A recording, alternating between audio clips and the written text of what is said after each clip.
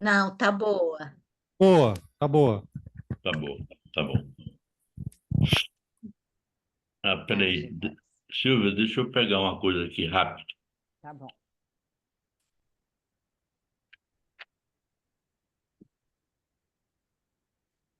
Silvia, olha o que nós estamos perdendo, o cafezinho lá, o pessoal tá tomando. Queríamos É, estar com aí, vocês ó. aí. Eu tô aí em São Paulo, Haddad. Por isso que eu não tô com eles ali. Ai, que gostoso.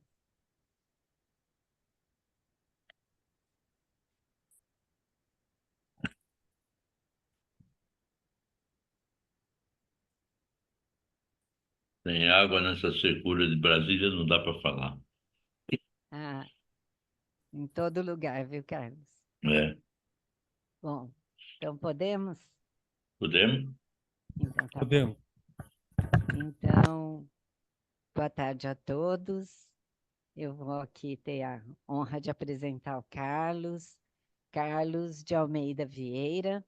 Ele é natural de Capela, estado de Alagoas, é médico, fez psiquiatria em São Paulo, analista de data da Sociedade de Psicanálise de Brasília, onde ele reside, membro efetivo da Sociedade Brasileira de Psicanálise de São Paulo, docente do curso Literatura e Psicanálise pela Sociedade Brasileira de Psicanálise de São Paulo, um curso excelente que trabalha os contos e as crônicas de Clarice Lispector, numa correlação com a abordagem psicanalítica, e do qual eu e mais algumas colegas que estão aqui presentes têm a honra de pertencer.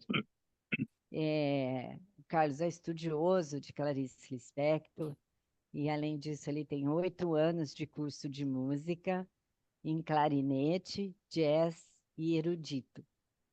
Precisamos de você em Marília, viu, Carlos? Fazer um sarau. É escritor com 2 livros de crônicas, que são Psicanálise da Vida Cotidiana e O Olhar da Psicanálise, e O Olhar do Psicanalista. É colunista do Jornal de Brasília.com. Olha aí, os interessados podem anotar. Jornaldebrasilia.com, Psicanálise da Vida Cotidiana.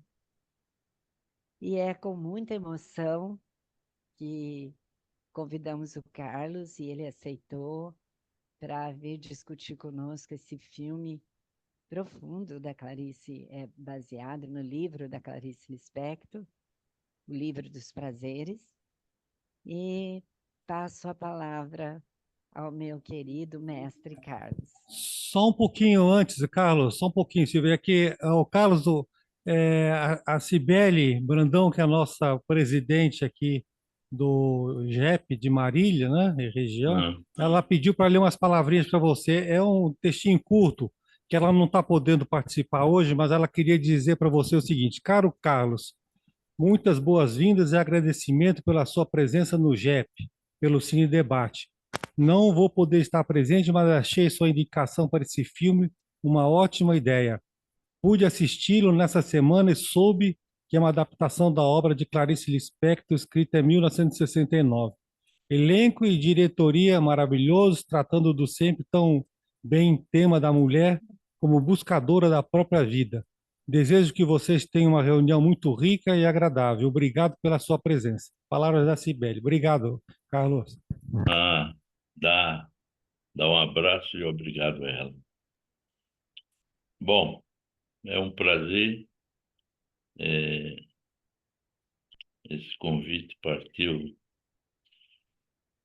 especificamente da Silvia, que me provocou para a gente conversar sobre é, o filme, e é inevitável também não falar alguma coisa a respeito do próprio livro onde o filme é baseado.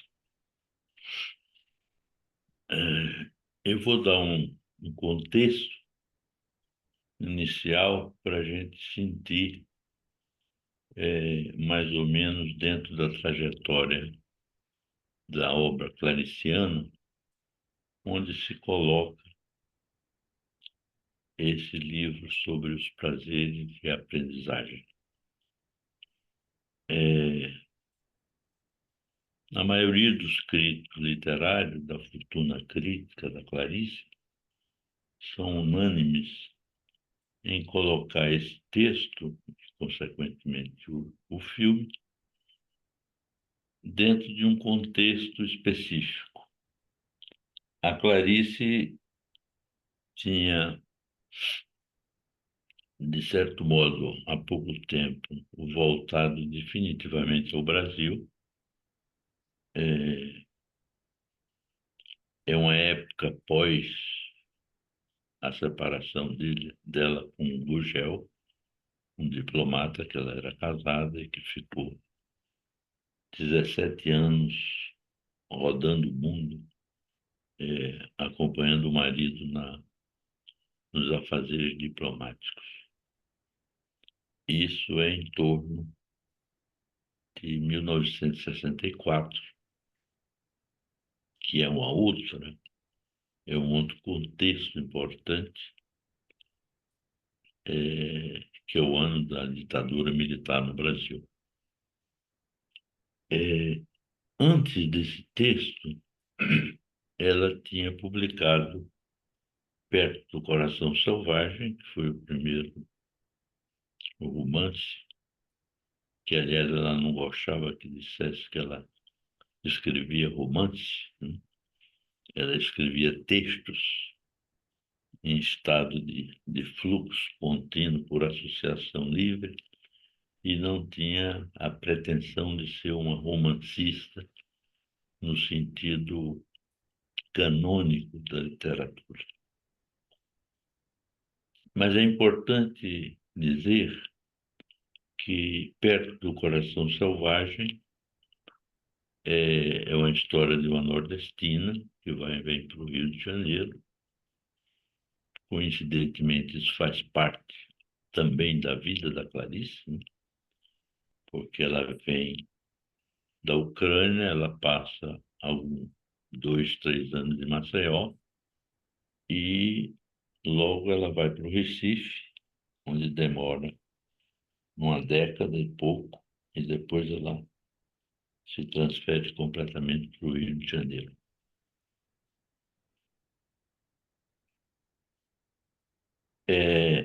O primeiro romance, Perto do Coração Selvagem, o segundo é O Lustre, o terceiro é A Paixão Segundo GH,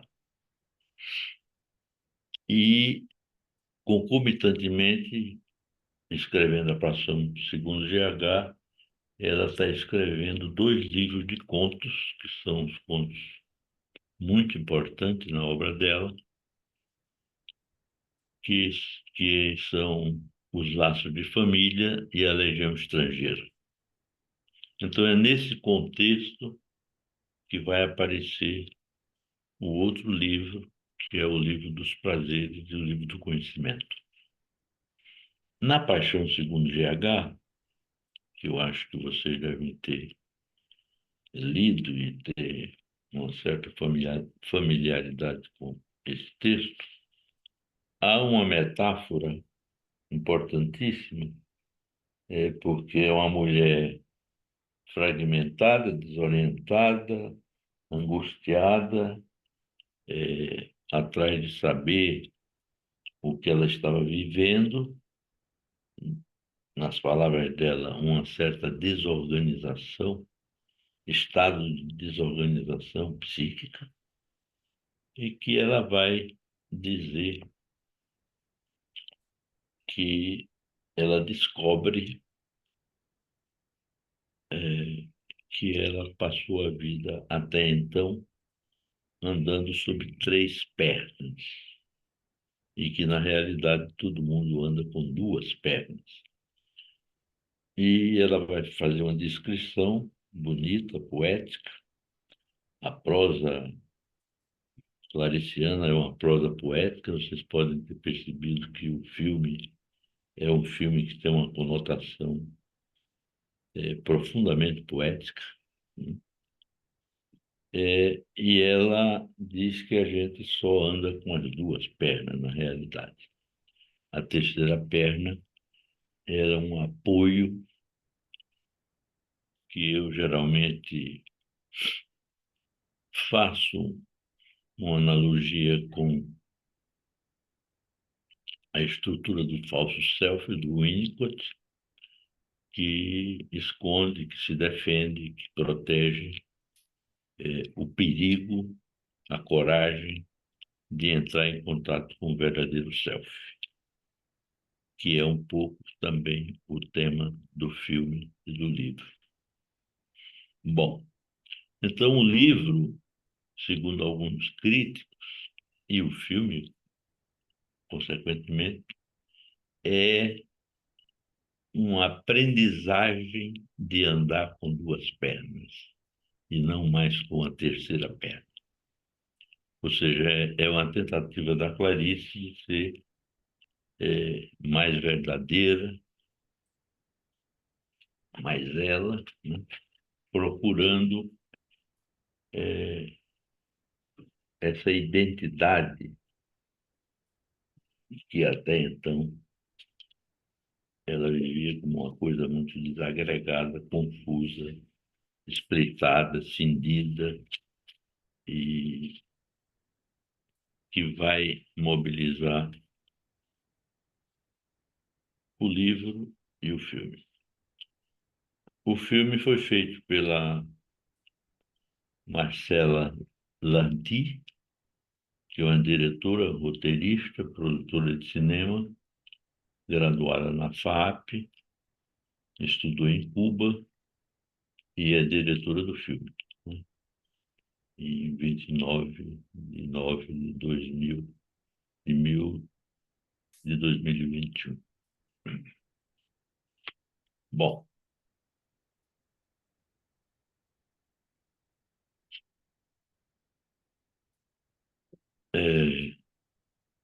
o filme é impactante, né? Uma das coisas que a Clarice pedia era que a gente não ficasse totalmente restrito ao conteúdo narrativo, mas que a gente tivesse a possibilidade de fazer um exercício corajoso de se ler nela, né? Ela escrevia na expectativa de que o leitor, ou o espectador, no caso do filme, se lesse e não simplesmente lesse a obra. Então aí já entra um convite de que a gente lê a Clarice, ouve, assiste o filme, e é inevitável a gente não ficar mergulhado na experiência clariciana através do filme. O filme é um filme muito bonito, imageticamente. O filme tem uma trilha sonora muito boa, né? Que acompanha estados de espíritos, né? Situações variadas, onde a sonoridade casa com a experiência que está sendo vivida pelos personagens. E o filme,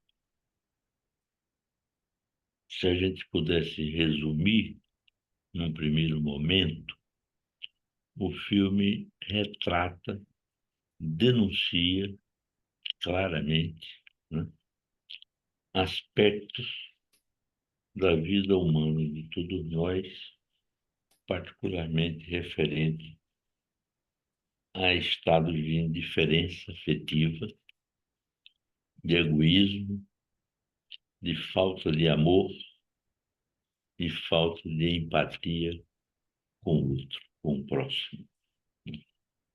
Isso é uma coisa que fica bem clara no primeiro momento do filme, né?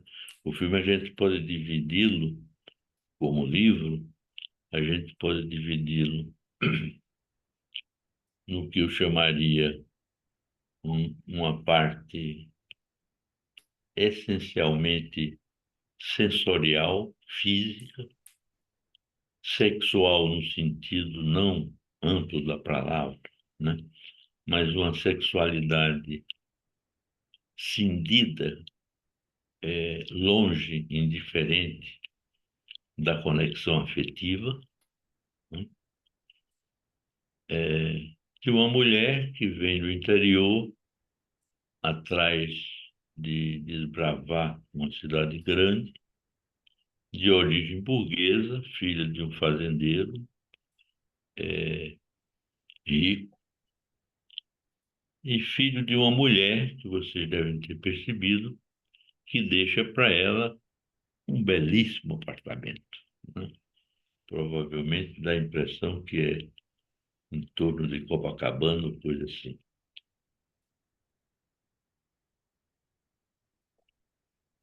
E um personagem deslumbrado com essa vida, que vai marcar até um determinado ponto do filme uma vida predominantemente desconectada de experiências afetivas, né? Há uma predominância de atuações, de relações físicas, de prazer pelo prazer, de uma recusa permanente de entrar numa relação mais profunda, mais afetiva. E no segundo momento do filme vem a coroação do início do que eu chamaria aprender a ter uma capacidade amorosa. Ulisses é um professor, concomitantemente a gente pode pensar que ele é um analista, também que ele é um amante, né?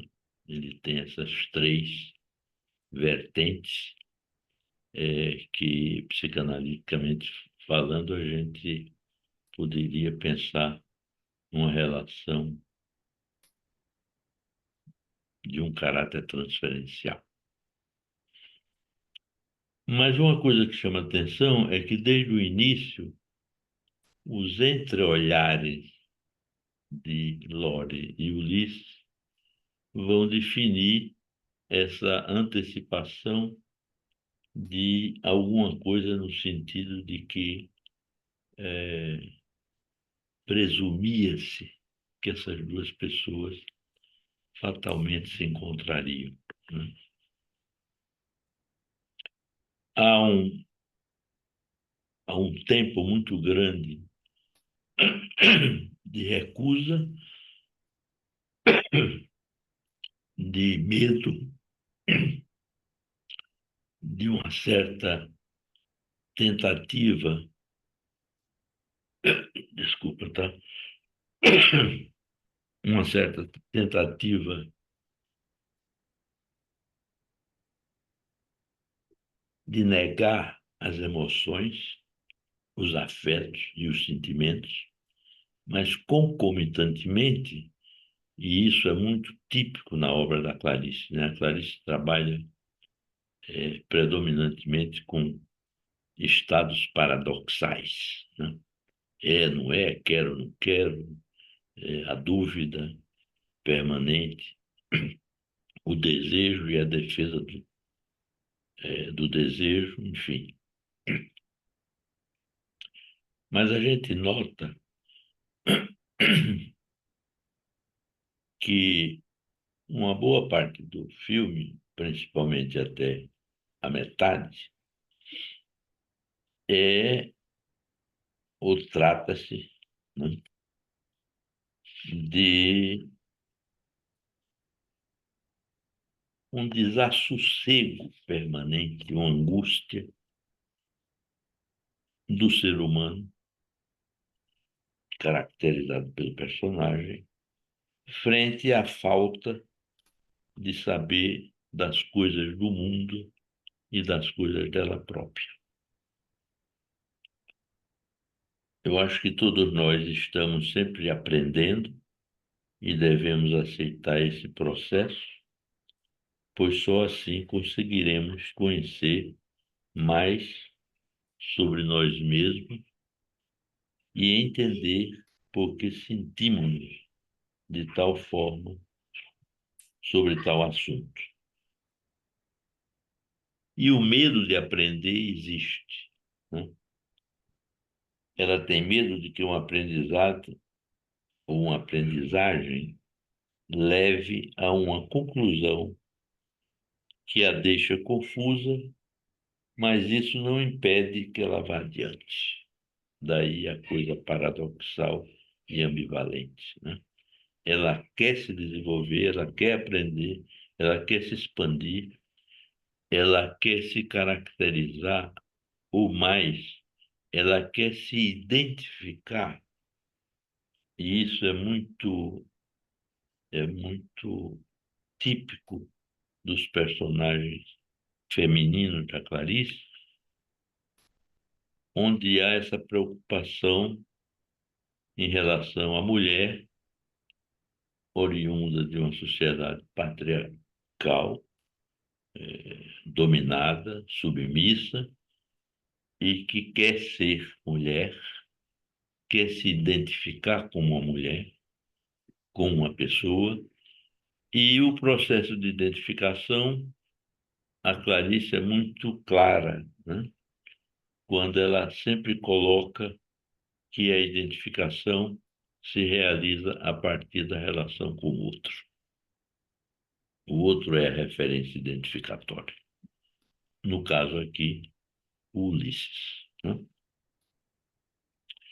Então ela tem medo de que uma aprendizagem leve isso, mas ela quer isso. E ele incentiva ela. E tem um momento que Lore não consegue mais voltar atrás e o sabor do conhecimento sobre ela mesma e sobre o mundo a incentiva a continuar além do sentimento que nutria por Ulisses. Vocês devem ter percebido que tem várias cenas que ela tenta a aproximação e ela volta, ela tenta novamente a aproximação. E ele também, né? E isso me faz lembrar um texto do Bio, no Aprender com a Experiência, o famoso capítulo 5º, que eu sempre me refiro nas minhas aulas. Se a gente fizer um recorte, a gente vai ver até a metade, um pouco mais da metade do filme, uma Lore, ou uma pessoa, né, que tem uma atividade exagerada, compulsiva, impulsiva, de ir atrás de satisfações puramente materiais, físicas, sexuais, no sentido explícito da sexualidade desvinculada do afeto, né? Às vezes dá a impressão que a palavra é delicada, mas às vezes dá a impressão que ela tenta uma vereda de uma menina de programa, né? Onde ela quer, não que ela fosse uma prostituta, mas a gente percebe que é toda a aflição e toda a perdição e toda a confusão que nela existe de, quem sabe, atingir o que ela queria através de uma vida de prazeres materiais, sexuais, materiais no sentido até do apartamento que ela mora, das roupas que ela usa, das seduções que ela faz. E isso vai sendo progressivamente entremeado pela ação do Ulisses, no sentido de que ele já estava, né, praticamente apaixonado por ela, tentando trazê-la e ela relutando, ela relutando, ela relutando, mostrando esse medo, que eu acho que é um dos títulos que a gente poderia dar a esse filme, é O Medo de Amar. Por quê, né? Porque sair dessas considerações de prazeres físicos, sexuais, sensoriais, e entrar em relações que vão incluir a questão afetiva, é ter competência emocional, é ter uma capacidade de se defrontar com a esfera afetiva. Ciúme, rivalidade, competição, etc. Há vários momentos no filme que ela mostra o ciúme, que ela mostra esses aspectos da dificuldade de mexer com os afetos.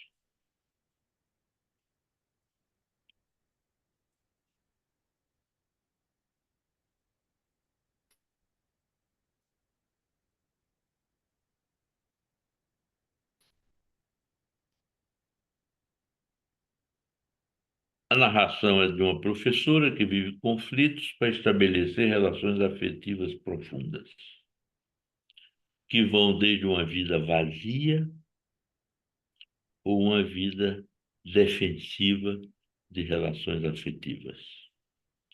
Amores fortuitos, relações vazias, questões existenciais da dificuldade de ser e procura fortuita por um amor verdadeiro. Paralelo a isso, vemos a professora Lore tentando ensinar aos seus alunos temas filosóficos para o bem viver, contrariando a orientação da escola, que é uma coisa muito atual, né? É inevitável a gente imaginar, a gente se dar conta, né, da presença das ideias do Paulo Freire nessa professora, que é aprender pela experiência. E é uma coisa muito, muito recusada, né, pelos nossos governos, em função do medo de aculturar, do medo de tornar as pessoas mais cultas e, consequentemente, trazer problemas para o próprio governo.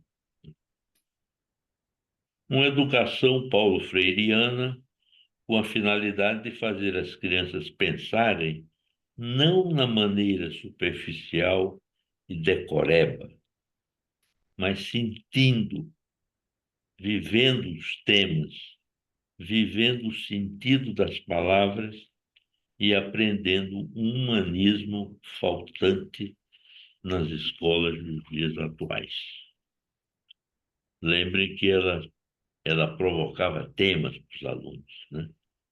Até a diretora chamava a atenção de que as crianças não aprenderiam, não perceberiam isso, e ela não estava nem aí, né? Ela estava querendo mostrar para a criança que a criança podia aprender a partir da experiência vivenciada e afetiva, e não uma experiência racionalista, né, positivista. Ao lado disso, Lore Ulisses, seu professor de filosofia, nas entrelinhas, vivem o prenúncio de um amor futuro, mas os dois aproximam-se, se afastam, temendo aprofundar a relação. Aqui, a autora Clarice Lispector, que a maioria dos críticos são unânimes em dizer o quanto de Clarice há nas obras dela, né? Clarice foi uma menina educada no Nordeste, em condições precárias, vinda de uma perseguição nazista da Ucrânia, perde a mãe muito cedo, né? Eu não sei se vocês notam que há uma passagem no filme quando o filho daquela amiga da colega dela, quando a colega traz o filho para dormir com ela, e o filho diz assim: eu queria minha mãe. Aí ela disse: eu também queria a minha. Há uma coisa que é marcante na vida da Clarice, foi essa morte precoce dessa mãe. Por várias razões, óbvias, né, de perder uma mãe precocemente, e por uma questão interessantíssima e trágica, né? Na Ucrânia há uma lenda que diz o seguinte, que toda vez que uma mãe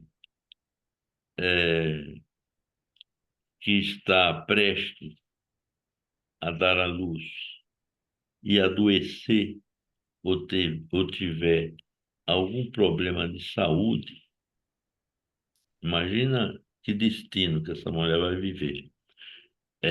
Um problema de saúde, se o filho for homem, ele vai curar a mãe. E se o filho for mulher, não vai curar a mãe. A Clarice levou essa lenda muito séria. Até o fim da vida, ela se culpava de que ela não pôde curar a mãe. A mãe que tinha sido banida, né, estuprada, e no estupro ela foi contaminada com sífilis, e morre precocemente, e ela nada pôde fazer, né? E até os dias finais da vida da Clarice, ela se refere a isso, né? Da culpa que ela tinha por não ter salvado a mãe. Aqui a autora Clarice mostra as nuances do medo de amar, do receio de um compromisso e da descrença de uma relação integral, sexual e terna. Temos que coroar o fim do livro, tema que vai coroar o fim do livro e do filme, numa expressão de prosa poética, onde Clarice escreve e a Lore, a personagem, fala, né? Amor, Ulisses, será dar de presente um ao outro a própria solidão? Pois é a coisa mais última que se pode dar de si. Essa frase é muito forte, né? Essa frase é muito impactante, né? Que o amor será dar de presente um ao outro a própria solidão. Uma solidão que é uma solidão humana, né? Não é uma solidão de abandono, simplesmente. É uma condição humana da gente ser só. E sendo só, a tendência é procurar um amparo, procurar uma parceria para trocar, conviver, suportar essa solidão. O filme é um poema sobre o existir dos dias atuais. A trilha sonora é de uma leveza e, concomitantemente, de uma tristeza sem igual, mostrando as variações de humor dos personagens tanto em seus momentos mais dolorosos, quanto em seus acontecimentos mais alegres e felizes. A aprendizagem que emana do filme e do texto clariciano é uma bela lição de vida, o que eu ousaria a chamar de um livro de literatura clínica. Marcela Lorde, diretora do filme, faz um pequeno ensaio crítico literário na recente edição de comemoração dos 100 anos da obra da Clarice. A certa altura, ela escreve: como uma onça enjaulada, Lore dá voltas, encara o silêncio, atravessa o mundo para finalmente mergulhar em busca da verdade. Na imensidão de seu oceano, ela perde o medo de sua profundidade e passa a ser o que é. Aqui eu vou fazer um recorte. A cena do banho de mar, que é uma cena belíssima, né? E que, coincidentemente ou não, no livro de contos da Clarice, no livro particularmente intitulado como Felicidade Clandestina, tem um conto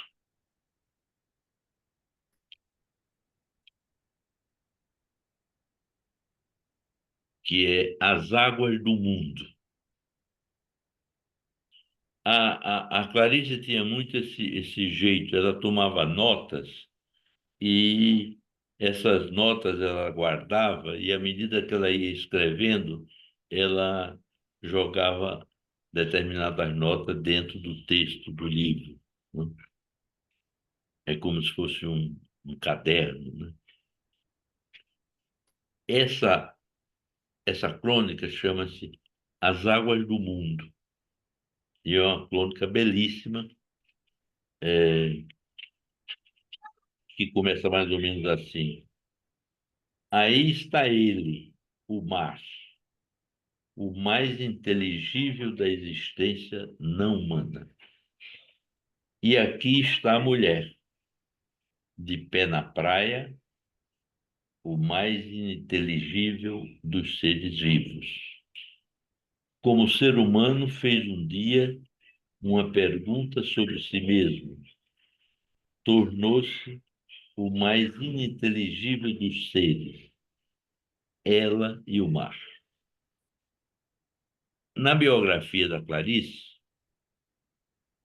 da Nádia Botera, ela vai dizer o seguinte: o pai da Clarice tinha um hábito de madrugada ir tomar banho de mar no Recife.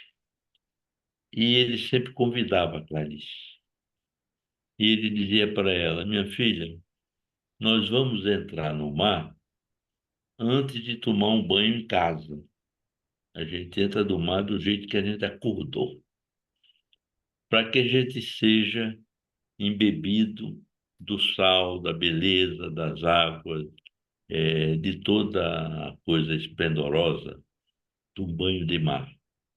E aí depois a gente sairia e tomaria o banho para tirar o sal, e que isso era um dos segredos, dizia o pai dela, para você ter uma relativa saúde mental. Era, um, uma medida terapêutica, né? E era um exercício muito grande. No filme é engraçado, porque no filme parece que ela nunca tinha ido ao mar, né? Ela diz que não tinha coragem de entrar na água. Mas a entrada no mar naquela hora revela o que está aqui nessa crônica. Vejam que coisa bonita. O cheiro é de uma maresia tonteante, que a desperta de seus mais adormecidos sonos seculares. E agora ela está alerta, mesmo sem pensar, como um caçador está alerta sem pensar. A mulher é agora uma compacta e uma leve e uma aguda, e abre caminho na gelidez que, líquida, se opõe a ela e, no entanto, a deixa entrar. Preste atenção nessa frase. Como no amor, em que a oposição pode ser um pedido. O caminho lento da entrada ao mar aumenta sua coragem secreta e, de repente, ela se deixa cobrir pela primeira onda. O sal, o iodo, tudo líquido, deixa-na por um instante cega, toda escorrendo, espantada de pé, mas fertilizada. Agora o frio se transforma em frígido. Avançando ela abre o mar pelo meio. Já não precisa de coragem. Agora agora já é antiga no ritual. Abaixa a cabeça dentro do brilho do mar e retira uma cabeleira que sai escorrendo sobre todos os olhos salgados que a ardem. Brinca com as mãos na água, pausada. Os cabelos ao sol, quase imediatamente, já estão se endurecendo de sal. Com a concha das mãos, faz o que sempre fez no mar, e com a altivez dos que nunca darão explicação nem a eles mesmos, com a concha das mãos cheia d'água, bebe, engole grandes bois. É isso que estava faltando. O mar dentro dela, como um líquido espesso de um homem. A descrição desse conto é uma relação sexual com o mar. E, coincidentemente, a diretora pegou o fragmento desse conto de uma maneira muito feliz, que é o momento onde eles estão se aproximando para viver uma relação de amor e não mais só uma relação física. Agora ela está toda igual a si própria. A garganta alimentada se constringe pelo sal, os olhos avermelham-se pelo sal secado pelo sol, as ondas suaves lhe batem e voltam, pois ela é um anteparo compacto. Mergulhada de novo bebe mais água, agora sem sofreguidão, sem medo, sem pavor, pois não precisa mais. Ela é a amante que sabe que terá tudo de novo. Agora sabe o que quer. Quer ficar de pé parada no mar, e assim fica. Como contra os costados de um navio, a água bate, volta e bate. A mulher não recebe transmissões, não precisa de comunicação. Depois caminha dentro d'água, de volta à praia, não está caminhando sobre as águas, nunca faria isso depois de que há milênios já andaram sobre as águas, mas ninguém lhe tira isso, caminhar dentro das águas. Às vezes o mar lhe opõe resistência, puxando-o com força para trás, mas então a proa da mulher avança um pouco mais dura e áspera. e agora ela pisa na areia. Ela sabe que está brilhando de água, sal e sol. Mesmo que eu esqueça daqui a uns minutos, nunca poderá perder tudo isso. E sabe, de algum modo obscuro, que seus cabelos escorridos são de um náufrago. Porque sabe que fez o perigo, um perigo tão antigo quanto o ser humano. Há uma evidência de associação, de naufrágio, de queda, de nascimento, de renascimento, eh, enfim, de essa relação amorosa que ela sempre buscava, né? E não tinha condições.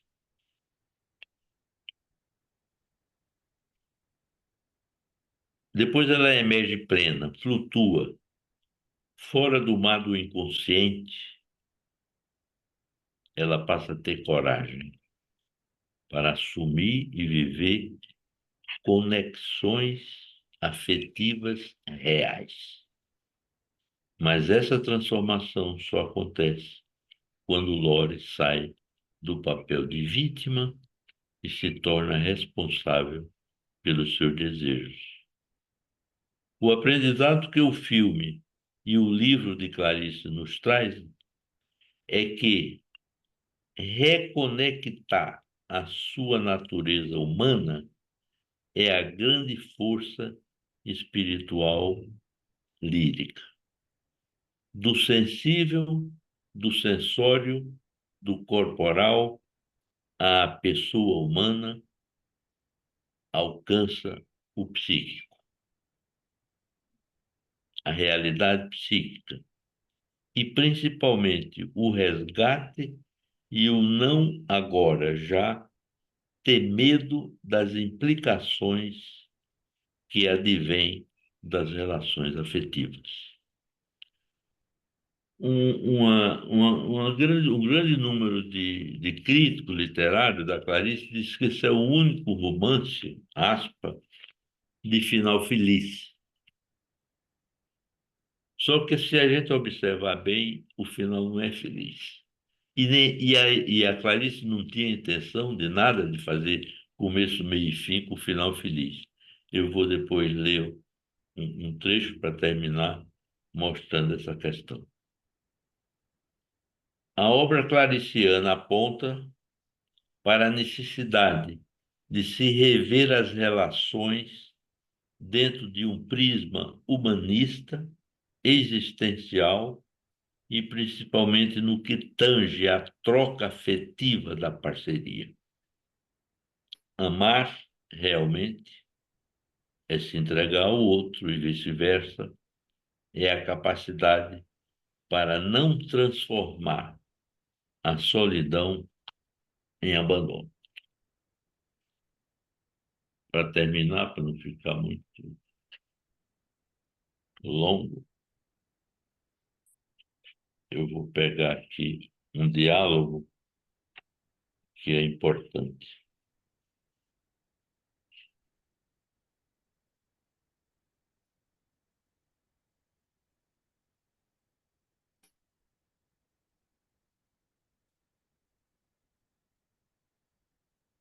É, na, na, na penúltima página do livro, que aparece essa frase, né?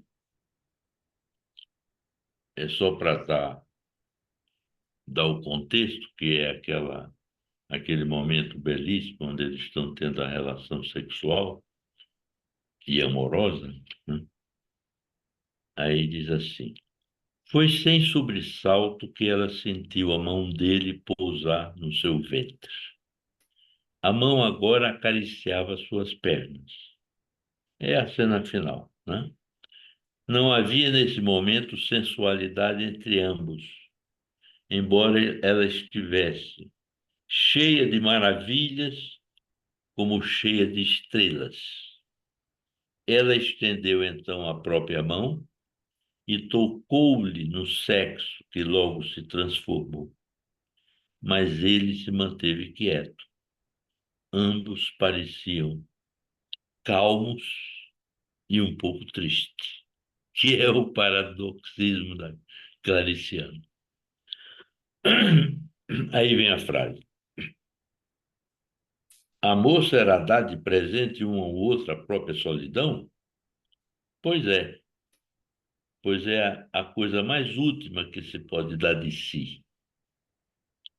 Aí preste atenção na frase da Clarice e que eu advogo que o final não é feliz. Feliz no sentido hollywoodiano, né? Não, meu amor,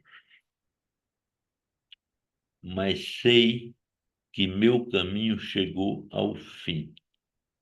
Dois pontos. Quer dizer que cheguei à porta de um começo. Ou seja, o filme termina provocando que aquilo não é um final. Aquilo é o começo. E o começo de uma vida amorosa. Que tanto ele quanto ela tinham medo, tinham angústias, e que, na realidade, né, aqui que começa, né, é,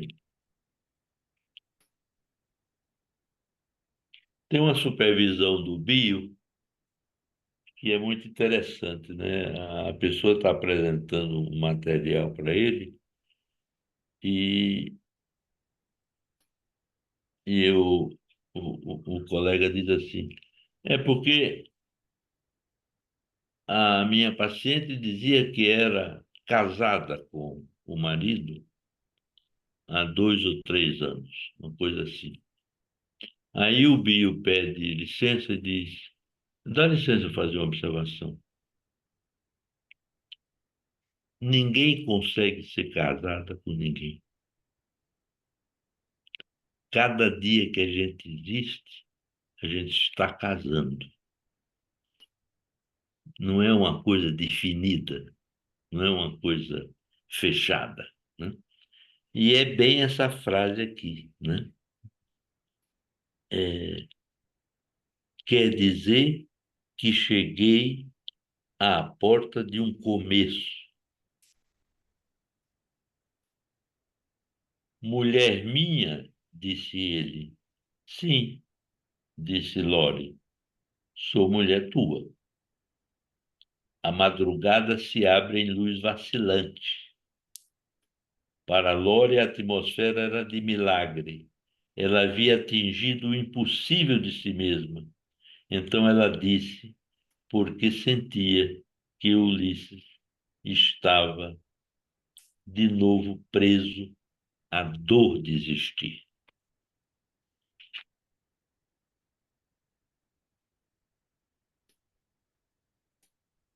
Meu amor, você não acredita no Deus porque nós erramos ao humanizá-lo. Nós o humanizamos porque não o entendemos. Então não deu certo. Tenho certeza de que ele, Deus, não é humano.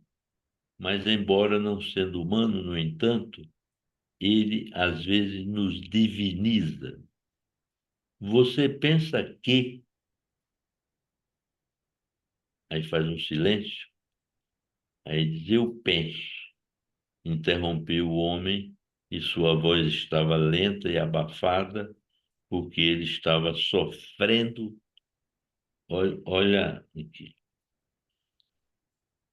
O homem, com a sua voz lenta e abafada, porque ele estava sofrendo de vida e de amor.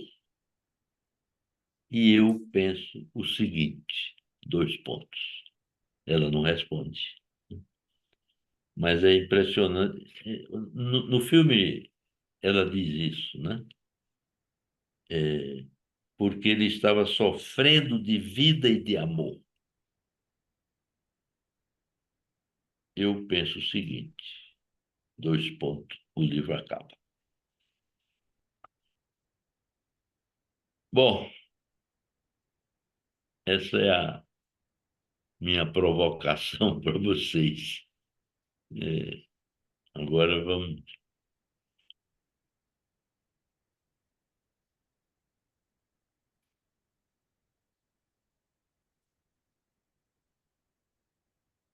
tentar conversar um pouco.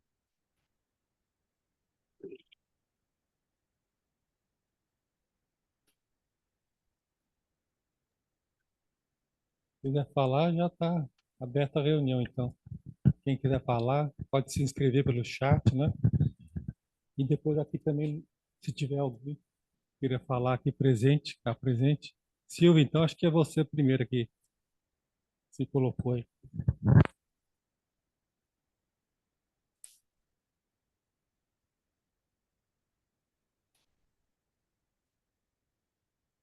O seu sono. Estou escutando, Seu Bom, Silvia. sono. vocês estão me ouvindo agora? Agora sim, agora sim. Tá. Agora sim. Agora sim. Quero agradecer, Carlos, o presente que você nos deu hoje. Nossa, foi maravilhoso. Tanta coisa que vou escolher algumas das tantas que você provocou aqui dentro, né? Mas é esse finzinho, né, que você traz do, do amor, né, que está só apenas começando, me lembrou, me fez associar ao Vinícius, né, que fala que o amor seja infinito enquanto dure, né? E ao mesmo tempo que isso não é aquele final feliz holidiano, ele é o que é o que dá sentido, né? Que eu também associo ao texto do Freud sobre a transitoriedade, né? Que é só assim, ele sendo finito enquanto dure, é que tem sentido, é que tem beleza, né? Que tem verdade. E aí, a hora que você vai falando para nós, né, dessa questão do medo de amar também, me veio uma música do Beto Guedes, que se chama O Medo de Amar, No medo de amar. né? E ela fala, até puxei aqui, né, alguns trechos. O medo de amar é o medo de ter, de a todo momento escolher, com acerto e precisão, a melhor direção. O medo de amar é não arriscar esperando que façam por nós o que é nosso dever, recusar um poder. Muito bonito, né? Então, lindo. A gente pensa muita coisa quando assiste o filme, tanto as cenas, a trilha sonora, e aquilo que você fala no comecinho, quando a gente não se prende ao conteúdo, mas sim à experiência emocional, né, que está sendo vivida, muito lindo. Mas agora te ouvindo, é de uma riqueza, de uma profundidade, faz a gente pensar muita coisa. Então, Agora, essa associação. Silvia, eu tenho muito cuidado, né, no, no meu trabalho, eu já tenho dito isso. Eu acho uma falta de respeito a gente analisar um autor, né? Até porque o autor não está nos divã da gente. Mas, é, em literatura, há uma questão muito óbvia, né? Que a escrita, por mais que ela seja polida, delicada, ela jamais esconde o autor. A escrita tem muito do autor. E esse livro, esse filme, né, que é baseado nesse livro, é muito curioso, porque a Clarice tinha saído de um casamento, e vocês devem imaginar o que é um casamento na área diplomática, né?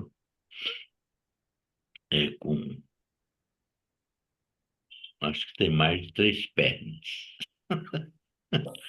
para aguentar esse casamento. E ela tinha se separado, né?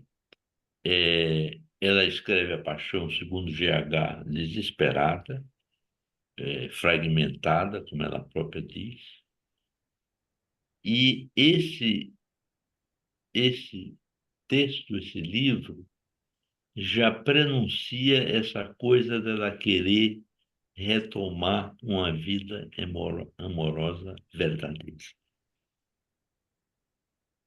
A Clarice teve uma grande paixão na vida dela, e que ela descreve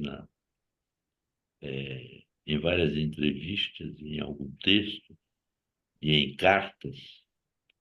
Ela era apaixonada profundamente pelo Lúcio Cardoso, que era um escritor mineiro, poeta, e que ela chega a dizer a ele um dia que ele era o homem que ela casaria eternamente com ele.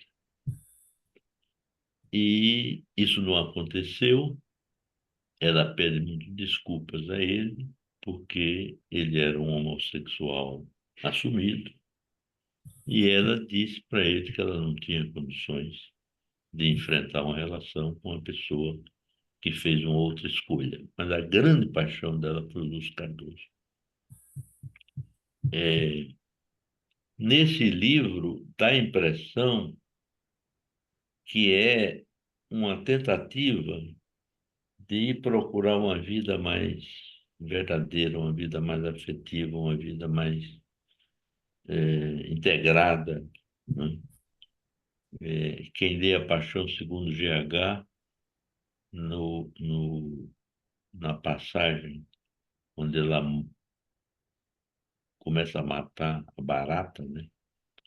Ela própria diz: eu saí da cobertura do meu prédio e pela primeira vez eu fui no quarto da empregada. E aí eu vi quão alienada eu estava de uma vida natural. Ela vivia uma vida diplomática, né? Vivia acompanhando o marido, criando os filhos, dona de casa, né? Que é muito do perfil das próprias personagens dela em várias crônicas, em vários livros. É, Então, pode falar. desculpa. Luiz Fernando e Silvia, aqui eu estava escrevendo que eu queria falar um pouco, mas eu não estou conseguindo, pela reação, levantar a mão. Normalmente eu levanto a mão por aí. Mas, então, Carlos, se eu puder falar agora, eu gostaria de falar que a Lore me pareceu muito melancólica mesmo. E me pareceu que ela não teve uma condição de poder lidar com sentir que ela pode manter vivo algo, né? Uhum, Aquela cena, por exemplo, que ela pega o peixe e joga, aquela cena que ela pega a planta, joga, sabe? Assim, ela não ter conseguido manter o relacionamento, ela se sentir assim, sem identidade, insatisfeita, aquela hora que ela transa com o cara e vomita, sabe? Eu fiquei pensando o quanto que ela estava também, a mãe dela, a mãe da Lore morre. Tem muita coisa que você falou das identificações, né, do autor sim. e do escritor e da história, da narrativa da história. E eu fiquei pensando, assim, como há um movimento de busca de si mesma, né, de ir atrás para conseguir encontrar algo de verdadeiro, né, Uhum, que não seja assim, como que eu posso dizer, é, tão sem consistência, tão sem nada, uma sensorialidade. Me pareceu como se ela estivesse presa ao movimento de sensorial de início e que trazia uma insatisfação, uma dor profunda também, que ela vai em busca de vinculação e de tanto com ela como com o outro, né? E é lógico que não chega ao final feliz, mas o ser humano e a sua subjetividade, a satisfação, o sofrimento que sempre vai permeando, mas eu senti vai aparecendo um pouco mais uma elaboração, então, desse luto, um encontro com uma faceta mais viva, mais alegre e capaz de vinculação. Assim, no decorrer da história, há uma evolução, então, só que é lógico que não se finaliza que viveu felizes para sempre, porque a solidão, como você diz, dá essa coisa para o outro, o encontro e o desencontro, estar com o outro, estar sozinho. Então, é isso que eu queria comentar. Olha, Haddad, você estava falando, né, você falou no peixe. Tem um livro que se chama Clarice Lispector ou A Flutuação do Instante. É do Jairo Schmidt. É um artista plástico de Santa Catarina, que faz algumas considerações sobre essa coisa lore, né? E o livro diz isso, né? E o Ulisses diz para ela que ela é uma sereia. Lembram? Ela era uma sereia. Só que o, o Jairo brinca com isso e diz o seguinte: a Lore, no começo, era uma sereia invertida, ou seja, a parte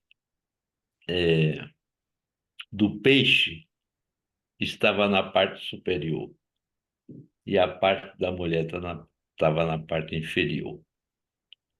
E ele conecta isso com as atuações dela, de procurar homem, de transar, de prazeres sensuais, sexuais, etc, etc.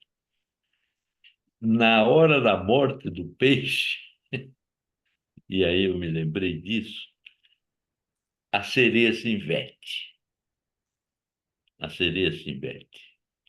Ela passa a colocar a mulher que ela é, a pessoa que ela é, o afeto que ela tem, a sexualidade que ela tem, é nessa, nessa inversão da sereia, né?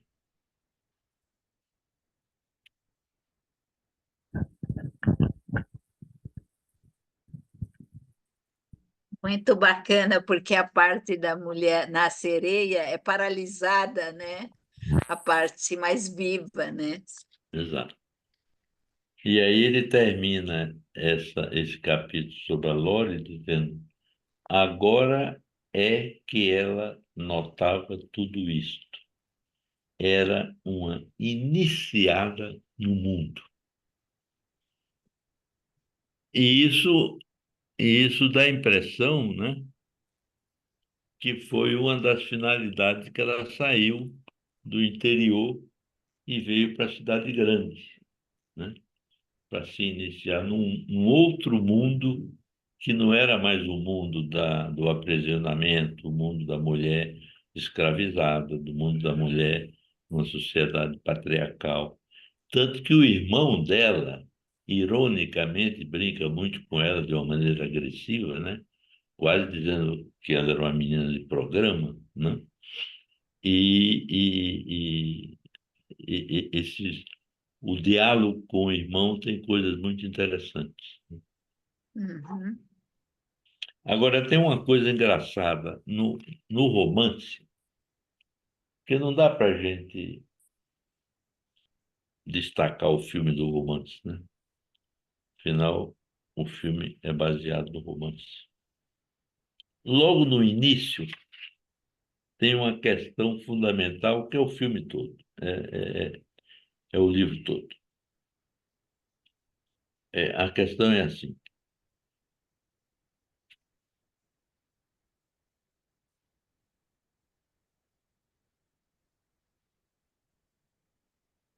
fora o guarda-roupa, fora ao guarda-roupa escolher que vestido usaria para se tornar extremamente atraente para Ulisses. Isso está no filme, né?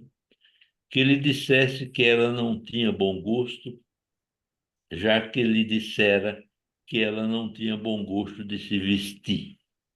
Lembrou-se de que, sendo sábado, ela teria mais tempo porque não dava nesses dias as aulas de férias da universidade.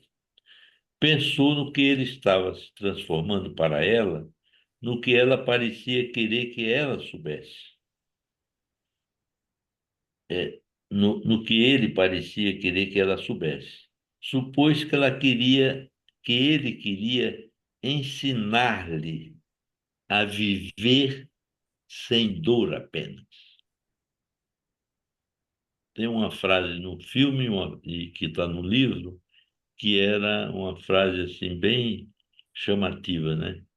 Como é que eu poderia viver sem dor? Mas depois ela diz assim, mas se eu viver sem dor, vai doer ainda muito mais, né? Aí diz assim, ele dissera uma vez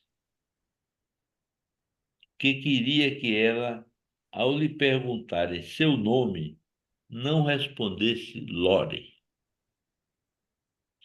mas que respondesse, meu nome é eu, pois teu nome, dissera ele, é um eu. Perguntou-se se o vestido branco e preto serviria. Essa questão aí, como é meu nome, é um eu, e isso já tinha sido retomado na Paixão GH, quando o interlocutor dela pergunta como é seu nome, e ela diz é Lore, e ele diz, não, o seu nome é eu, porque Loren é o nome que lhe foi dado, não é você, né? E aí, imediatamente, é uma frase muito pesada e muito bonita, muito carregada e muito profunda, que ele diz para ela na Paixão segundo GH. A Clarice dizendo para ela própria, né? Eu preciso me distanciar, eu preciso trocar o meu destino pela probabilidade. Isso aí é de um efeito fantástico, né? Quer dizer, se a gente não troca o destino da gente pela probabilidade, uma das consequências é a gente ser aquilo que foi destinado que a gente fosse, né? E aí vem toda uma questão superegóica, familiar, de influência, etc., de abafamento do ser, né? A Clarice era uma mulher muito ligada à filosofia existencialista, né? Uhum. E como toda filosofia existencialista, há uma coisa emblemática que o Sartre, é uma frase de impacto do Sartre. A existência precede a essência, e não a essência precede a existência. Então você tem que existir para ir sendo.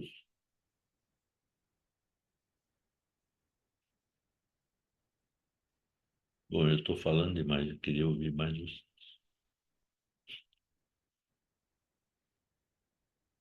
Bom, alguém, eu me inscrevi, pode falar? Pode, deve. Olha, bom, Carlos, muito obrigado pela sua presença aqui. As suas palavras aqui têm sido muito boas aqui, muito tocantes. Mas eu queria destacar assim alguns pontos do filme que Hum, é assim eu fiquei emocionado assim praticamente de chorar. A primeira isso, cena do mar, é, a cena do mar é espetacular, é de chorar, é, né? Eu chorei porque realmente e a cena do mar para mim é a questão da fusão consigo próprio, né? E foi isso. essa a leitura que eu fiz. Então é Hum, muito tocante e de chorar, né? E a outra cena de chorar é quando ela fala pro Ulisses que ela entrou no mar e ele fica olhando para ela e também praticamente chorando é, de ver a experiência que ela pôde se dar, né, e se abrir, né, para aquilo, né? Então, são dois momentos que eu achei muito bonitos de chorar e eu quero só destacar no final que ela lá naquela conversa que eles estão na cama, ela vai falar para a câmera. Vocês querem saber o que eu penso? E ela É. olha para a câmera e aí termina o filme. Eu achei interessante isso de olhar para a câmera, né? Quer dizer, é um contato direto, né? Assim, com a gente que está aqui acompanhando, né? Então, eu achei Exato. isso muito, muito interessante. Mas eu, muito obrigado aqui pela sua participação e queria fazer só essas observações. Obrigado. Legal essa coisa que você captou, porque vale a pena, se vocês quiserem, ler o conto, né? O conto sobre o mar, sobre as ondas. E é engraçado porque eu estava lendo esse conto e existe uma autora, né, que vocês conhecem, que é a Virginia Woolf, né? E a Clarice se irritava muito quando as pessoas diziam que ela escrevia como a escrita da Virginia Woolf. Ela lia Virginia Woolf, né? Óbvio. E a Virginia Woolf, a, a, tem uma outra, Catherine, que agora me foge o sobrenome, Mansfield. A Virginia Woolf, a Catherine Mansfield, o Joyce, o Proust, o Guimarães Rosa, a Clarice, é, é uma turma, e vários outros, que me foge agora a memória, são os escritores do modernismo e do pós-modernismo, onde há essa escrita, como você falou, Luiz Fernando, é, ela escreve para a gente. Quer dizer, a Câmara diz assim, olha, eu não estou brincando aqui, não, eu estou querendo passar para vocês essa experiência, né?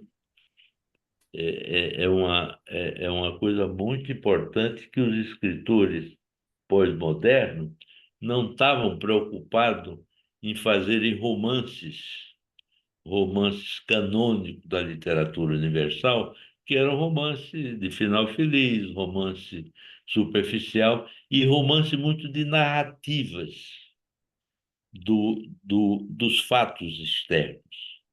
Uma das coisas que impressiona na genialidade da Clarice é que a Clarice pega um fato externo e ela vai escrever, não é sobre o fato, ela vai escrever sobre a ressonância do fato no leitor. E ela se exemplifica com isso, né?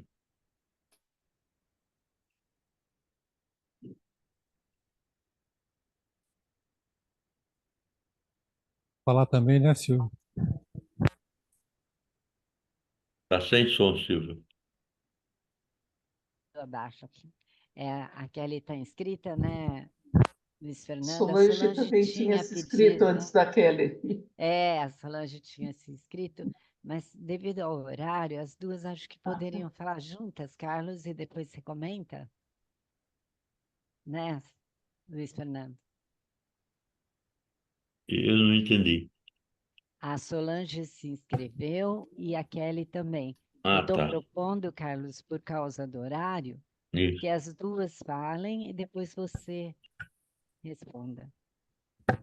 Eu termino. E aí a gente Tá encerra. bom. Solange? Vamos lá. Eu vou tentar sintetizar o que eu ia colocar, mas eu penso que a discussão me ajudou muito, porque esse filme me deu grande aflição de assistir. Principalmente o começo dele, eu fiquei muito apreensiva com aquela moça que, para mim, andava numa corda bamba, certo? E que ia pular pela janela, né? Exatamente, era isso que eu ia dizer. assim como ela herda aquele apartamento que tem aquela magnífica vista para o mar, e eu, como santista, tenho uma razão especial para aproveitar e admirar esses presentes, né? Mas Hum, cada vez que ela chegava na janela, a minha impressão é que ela poderia cair dali, né? isso. O outro lado do apartamento, Dá eu, licença, tem uma cena que ela cai, sabe onde é? Quando ela ah, joga o cigarro. Lembra? tá, O tá, cigarro cai em slow motion. isso. Então, e o restante do apartamento eu não sabia distinguir se ela estava chegando ou se ela Hum, estava de saída. E aí você percebe que aquelas mudanças todas tinham coisas dela e tinham coisas da mãe dela, não é verdade? e coisa E da Clarice. e aquele armário que caía a porta, a água que não saía, ou quando saía. Então, aquilo me parecia assim, uma bagunça, entre Sinal de aspas, alarme. melancólica, não é verdade? E parece que ela corria o tempo todo perigo, né? Enfim, depois você vai percebendo que é, de fato, uma pessoa com imenso luto, né? Hum, Para resolver, para fazer. Mas nada como poder conversar, né? Que vai tirando você dessa impressão que te hum. aprisiona muito, essa aflição, né? E achei genial quando termina, né? Vocês querem saber o que eu penso? E pum! Isso. Eu falei, mas olha, não tem provocação maior do que essa, né? Certo? É um desafio. Então, olha, muito obrigada por essa tarde, tá? Tá bom, obrigado também. Eu também agradeço. Quem vai falar? Posso falar? Pode. Carlos, muito obrigada, sim, mas Hum, eu gostaria de falar assim, algumas coisas que me chamaram a atenção. No começo, tem uma frase que me pegou. Eu assisti o filme ontem, parei e assisti o resto hoje, porque me deu essa angústia no meio do filme que não tinha como continuar. hum. Daí era a seguinte frase: se não há coragem, que não se entre, que se espere. Eu tive que parar ali, né? E eu fiquei pensando na hora que ela fica tecendo e destecendo aquela manta, é que ela faz isso, né? Ela destece aquela Hum, manta, sei lá se é da mãe, se é dela, né? Bem isso. hum. E eu fiquei pensando tanto nos processos de luto quanto nos processos terapêuticos das Isso, né? pessoas que nos buscam, o quão a gente constrói e depois às vezes tem que destecer e depois tem que tecer de volta. E eu ia te perguntar o seguinte: o que me chamou a atenção também foi aquele calor todo. Você disse que ela tomava banho com o pai, né, a É. Clarice. Mas no começo do filme, aquele calor me deixou tão angustiada, eu fiquei pensando, que calor é esse dessa moça? Que ela abria a janela e jogava lá o colchão, e um calor que não passava, e banho, e calor. Eu não sei se na hora do mar isso se acalma, não sei. Mas eu fiquei disso, eu ia te perguntar assim, esse calor não incomodou vocês? Porque eu, assim, eu tô na menopausa, calor incomoda, né? Mas assim, que calor é esse? Calor interno? Que ela, Olha, que Kelly, eu não estou na menopausa, mas naquela hora eu tive um princípio de crise de pânico, É, porque é um calor de pânico. É um calor de pânico. Ellie, um a calor que brisa do incomoda. mar melhora. A É. brisa do mar tira Não, o. o mar tem, na obra da Clarice, tem uma importância fundamental. E essa coisa que eu falei do pai dela não é por acaso, sabe? É, e o mar é o mar. O mar é essa coisa infinita, estranha, inacessível, gostosa. É, agora, é,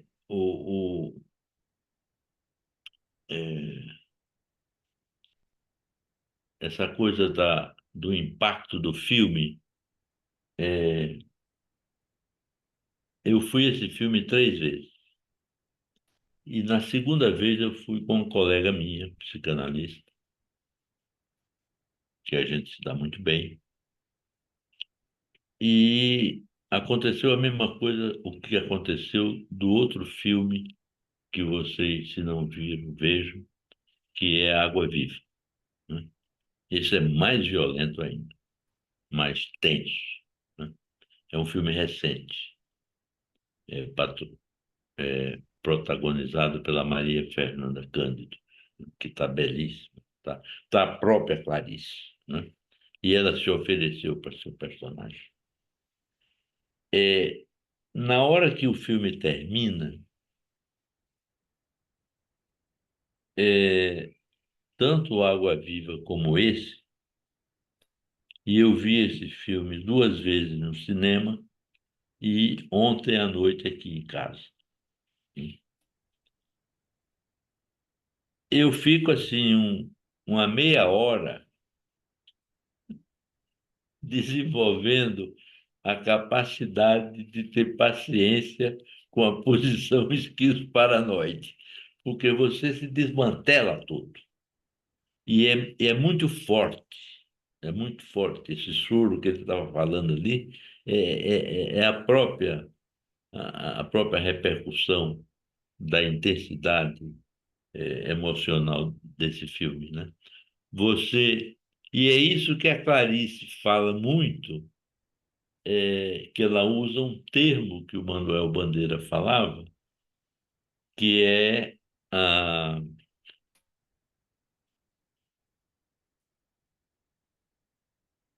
em determinado momento na vida da gente, a gente vive cenas que a gente se transforma totalmente.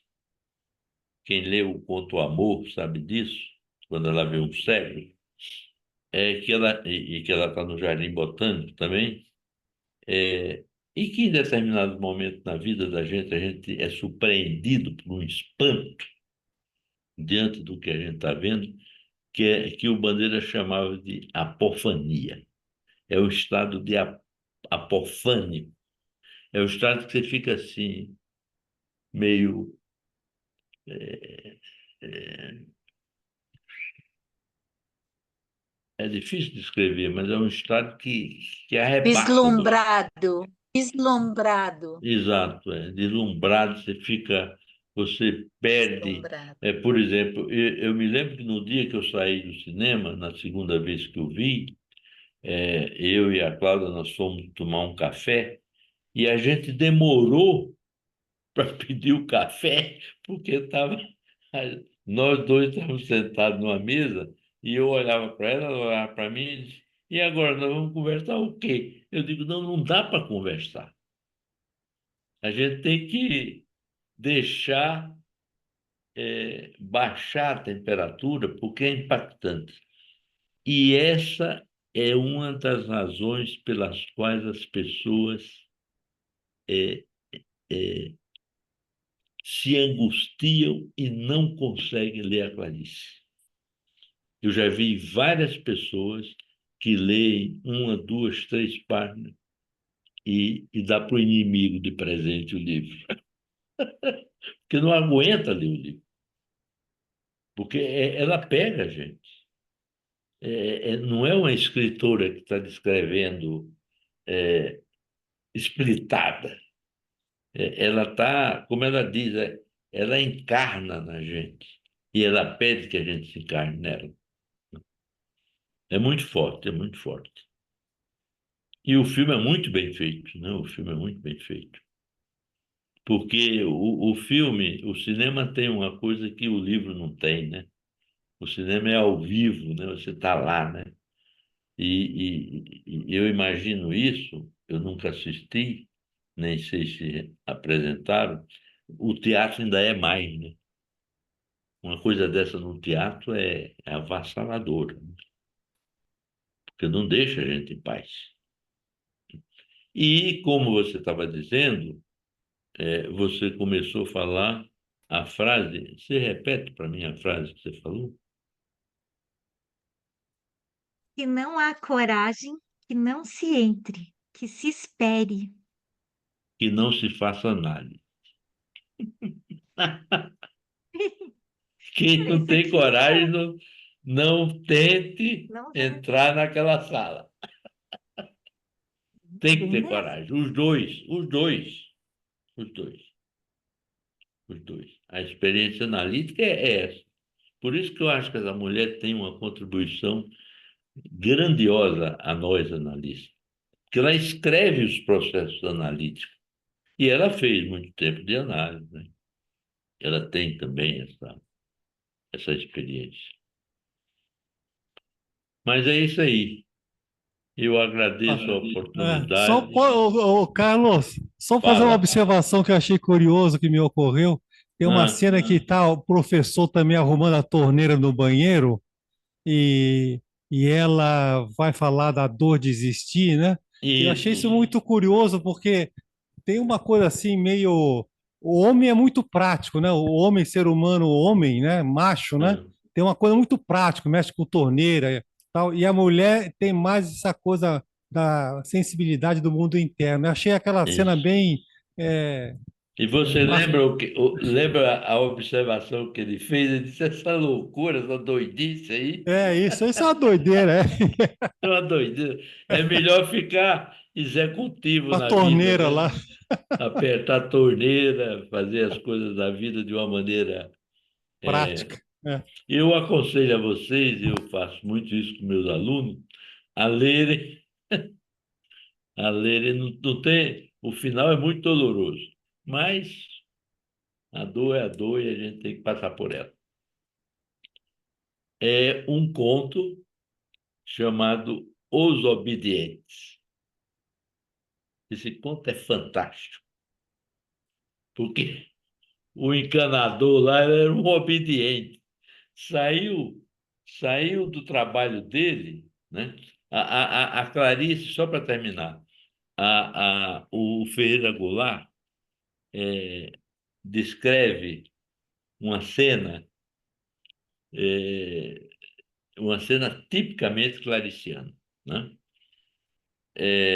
Tinha havido um jogo no Maracanã, Vasco-Flamengo, o Fla-Flu, esses jogos assim, né? E depois do jogo, alguns artistas, alguns escritores foram para um boteco lá no Rio de Janeiro e começaram a conversar sobre a partida e o juiz roubou e o jogador fez isso. Aí a Clarice vem chegando. E isso é real, isso aconteceu, né? A Clarice vem chegando e estava lá o Ferreira Goulart, eu acho que estava o Drummond, estava, enfim, esses ícones da literatura.